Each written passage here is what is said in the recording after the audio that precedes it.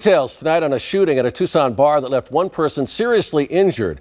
The bar's owner speaking exclusively with News 4 Tucson, shedding new light on what actually happened. Of course, Nylander is live from Famous Sam's restaurant and bar near Grant and Silver Bell with all this new information. Chorus. Well, Sean, it was a very frightening situation out here. Police providing few details. It was initially put out there in the media that this was some sort of bar fight, but the owner of Famous Sam's here tells me it was something much different and could have perhaps been way worse.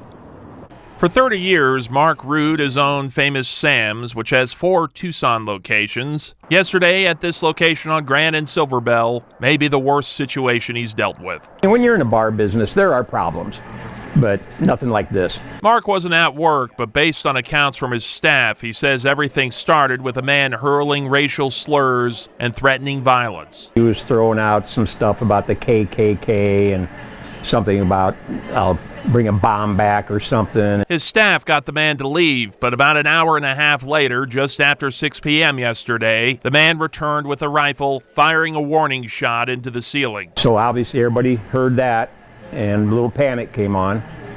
And so he came around and he was moving that gun around on people. But then 2 customers intervened, trying to convince him to drop the weapon. One of the customers also had a gun. And he said, drop your gun to the bad guy 3 times.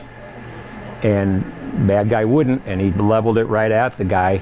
And our customer here, he shot him, apparently 3 times. The man taken to the hospital with serious injuries. His current condition and who he is remain unknown. Mark doesn't know who the heroic customer is either. He doesn't encourage people to show up to his business with guns, but in this case, his thankfully was there. He was a hero.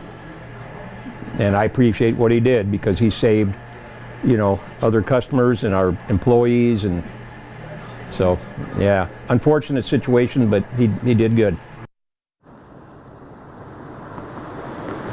And Mark Rude says that this was a very traumatizing event for his staff. Some have chosen to come back to work, but he's allowing others who still feel they need time to recover emotionally from this to stay home. Tucson police declined to do an interview, but when I questioned them about what Mark told me, they confirm much of his chain of events. They say if this man who had the rifle recovers from his injuries, and they say he remains in critical condition tonight, he'll be facing several criminal charges related to aggravated assault. We're live from the west side tonight. Nylander, News 4 Tucson.